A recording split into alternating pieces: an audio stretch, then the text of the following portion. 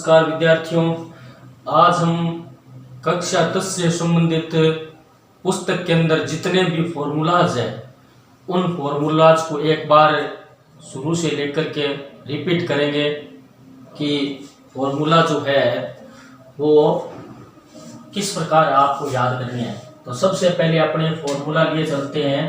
आज हम सूत्रों पर ही डिस्कस करेंगे, यानी सूत्र फॉर्मूलाज। ठीक है, मैथ में जो फॉर्मूले हैं उन पर हम क्या करेंगे, डिस्कस करेंगे। तो सबसे पहले मैं ले रहा हूं, जैसे छोटे से छोटा वृत्त का क्षेत्रफल पाई आर स्क्वायर, वृत्त की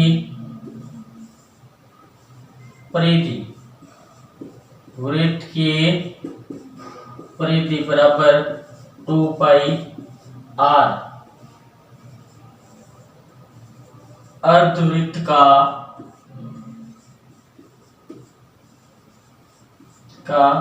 क्षेत्रफल पाई आर स्क्वायर बटे 2, 1/2 पाई आर स्क्वायर। बात एक ही है, ठीक है। तो अब हम चलते हैं त्रिभुज, इसमें त्रिभुज का भी क्षेत्रफल, त्रिभुज का क्षेत्रफल 1/2 गुणा आधार गुणा ऊंचाई, 1/2 गुणा आधार गुणा ऊंचाई। ये क्या रहेगा, अपने त्रिभुज का क्षेत्रफल रहेगा। तो त्रिभुज अब 3 प्रकार के होते हैं, यानी भुजाओं के आधार पर त्रिभुज 3 प्रकार के होते हैं और कोण के आधार पर भी त्रिभुज 3 प्रकार के होते हैं। जैसे भुजाओं के आधार पर लेते हैं तो सबसे पहले आ गया समबाहु त्रिभुज, तो उसका क्षेत्रफल अलग है, और समद्विबाहु है उसका अलग है। इस प्रकार हीरोन्स के फॉर्मूले से भी त्रिभुज का क्षेत्रफल ज्ञात करते हैं। तो वो हम आगे डीपली डिस्कस बाद में करेंगे, ठीक है। तो सबसे पहले आ गया वर्ग का क्षेत्रफल। वर्ग का क्षेत्रफल क्या हो गया, आपको पता ही है, भुजा स्क्वायर, यानी भुजा गुना साइड इंटू साइड। ये क्या हो जाएगा, अपने इसका क्षेत्रफल हो जाएगा, किसका, वर्ग का क्षेत्रफल। अब देखिए वर्ग का परिमाप, क्या करना है, वर्ग का परिमाप। तो वर्ग का परिमाप क्या हो जाएगा, 4 गुणा भुजा। वर्ग का परिमाप क्या हो जाएगा, 4 गुणा भुजा। ये अपने क्या रहेगा, वर्ग का परिमाप रहेगा, ठीक है। तो अब देखिए थोड़ा नीचे लिख देते हैं। अब आ गया आयत का क्षेत्रफल। किसका क्षेत्रफल आ गया, आयत का क्षेत्रफल। तो आयत का क्षेत्रफल बताइए आपको, लंबाई गुणा क्या रहेगा, चौड़ाई। आयत का क्षेत्रफल रहेगा, क्या रहेगा, लंबाई गुणा चौड़ाई आयत का क्षेत्रफल रहेगा। एक इसके साथ ही इसको संलग्न कर देते हैं, आयत का परिमाप। जो आयत का परिमाप है वो रहेगा 2 गुणा लंबाई प्लस चौड़ाई, ठीक है। तो सबसे पहले एक बार रिपीट कर लेते हैं कि वृत्त का क्षेत्रफल है पाई आर स्क्वायर। अब वृत्त की परिधि 2 पाई आर, अर्धवृत्त का क्षेत्रफल पाई आर स्क्वायर बटे 2 equal to 1/2 pi R square भी कह सकते हैं आप। त्रिभुज का क्षेत्रफल 1/2 गुणा आधार गुणा ऊंचाई, 1/2 into base into height, BH भी कर सकते हैं आप। वर्ग का क्षेत्रफल भुजा square slash side into side भी कर सकते हैं, यानी भुजा गुणा भुजा भी इसका क्षेत्रफल है, हो सकता है। वर्ग का परिमाप 4 गुणा भुजा है। आयत का क्षेत्रफल लंबाई गुणा चौड़ाई। आयत का परिमाप क्या होता है, 2 गुणा लंबाई प्लस चौड़ाई, यानी लंबाई और चौड़ाई को जोड़ करके 2 से गुणा करते हैं तो आयत का क्या आ जाता है, परिमाप आ जाता है। इसको हम डीपली जब टॉपिक उठाएंगे, आज संडे का दिन है तो मैंने सोचा एक बार जितने भी फॉर्मूला है कक्षा 10 से संबंधित है, कंपटीशन एग्जाम में भी संबंधित है, तो उनसे क्या करते हैं हम एक बार डिस्कस कर लेते हैं। फॉर्मूला दिमाग में होना बहुत जरूरी है, अगर फॉर्मूला याद नहीं होगा तो अप्लाई कहां से करेंगे, ठीक है।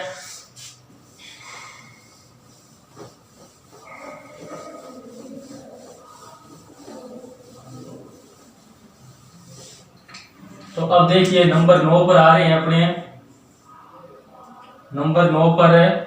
तो देखिए गोले का क्षेत्रफल, गोले का क्षेत्रफल क्या होता है 4 पाई आर स्क्वायर, क्या होता है गोले का क्षेत्रफल। अब देखिए अर्धगोले का क्षेत्रफल, क्या करना है अर्धगोले का क्षेत्रफल यह हो जाता है 3 पाई आर स्क्वायर, ठीक है। अब देखिए गोले का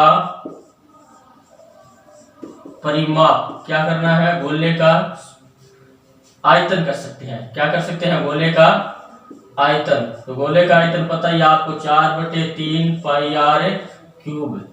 अब अर्धगोले का परिमाप है, किसका परिमाप है अर्धगोले का आयतन, अर्धगोले का आयतन यानी आयतन को अपने v से वॉल्यूम से लिखते हैं।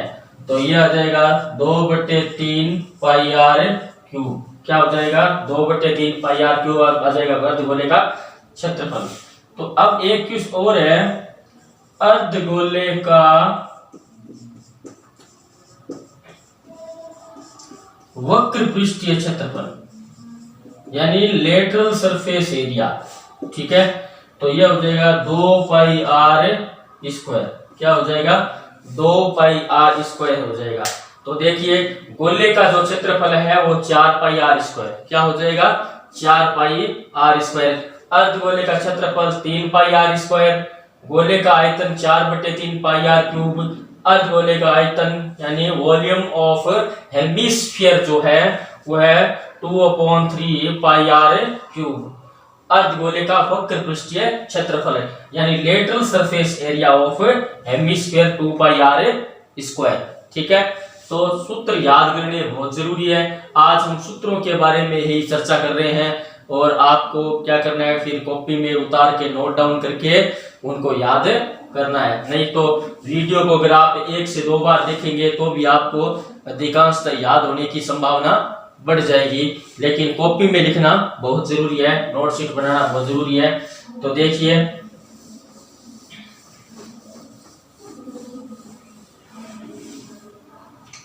अब देखिए आगे चलते हैं।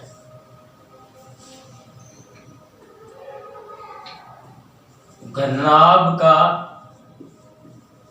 संपूर्ण पृष्ठीय क्षेत्रफल, घनाभ का संपूर्ण पृष्ठीय क्षेत्रफल 2 गुणा LBBH प्लस LH, यानी L का मतलब लंबाई, B का मतलब क्या हो गया चौड़ाई और H का मतलब height, length breadth and height. यानी इन सब को क्या करना है आपस में गुणा करके जोड़ के फिर 2 से गुणा कर देना है। यह हो जाएगा घनाभ का संपूर्ण पृष्ठीय क्षेत्रफल यानी total surface area of cuboid. यानी घनाभ को हम लिखते हैं CUBOID, क्यूबॉइड कहते हैं, ठीक है। तो अब देखिए घनाभ का आयतन, क्या करते हैं घनाभ का आयतन वही पता ही आपको, लंबाई गुणा चौड़ाई गुणा ऊंचाई, ये क्या है अपना घनाभ का आयतन है। यानी वॉल्यूम ऑफ क्यूबॉइड, लंबाई गुणा चौड़ाई गुणा ऊंचाई, ये क्या है घनाभ का आयतन है। अब मैं एक बीच में और बता दूं आपको, घनाभ का विकर्ण, यानी विकर्ण को पता है आपको D से लिखते हैं, डायगोनल्स बोलते हैं इसको, यानी diagonal of cuboid L square plus B square plus H square, ये क्या हो जाएगा घनाभ का विकर्ण हो जाएगा। क्या हो जाएगा घनाभ का विकर्ण, यानी L स्क्वायर कर दिया, B स्क्वायर कर दिया, H स्क्वायर कर दिया। अब इन सब को जोड़ करके इसका क्या निकाल लेंगे वर्गमूल निकाल लेना है आपको, ठीक है। ये आ गया घनाभ। अब देखिए घनाभ की आकृति पता ही आपको,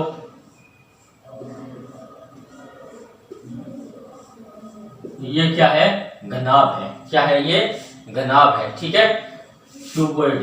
तो अब देखिए घन का संपूर्ण पृष्ठीय क्षेत्रफल, घन का संपूर्ण पृष्ठीय क्षेत्रफल ये होता है 4 गुणा भुजा स्क्वायर। 4 गुणा क्या होता है? भुजा स्क्वायर। ठीक है, ये क्या हो जाता है कि घनाभ का संपूर्ण पृष्ठीय क्षेत्रफल, इसको बोलते हैं CUBE क्यूब। क्या कहते हैं?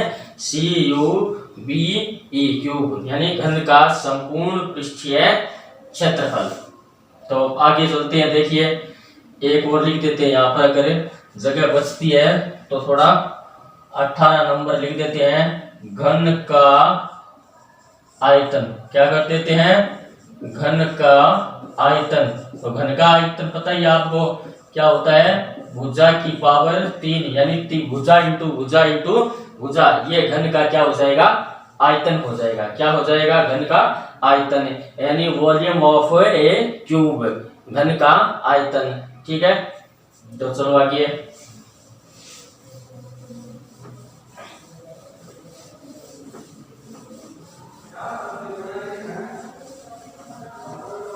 अब देखिए सबसे पहले अपने ले रहे हैं 19 नंबर। क्या ले रहे हैं? 19 नंबर।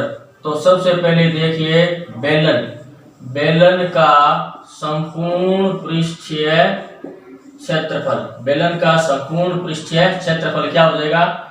ये हो जाएगा अपने 2 पाई r प्लस h। ये क्या हो जाएगा? बेलन का संपूर्ण पृष्ठीय क्षेत्रफल।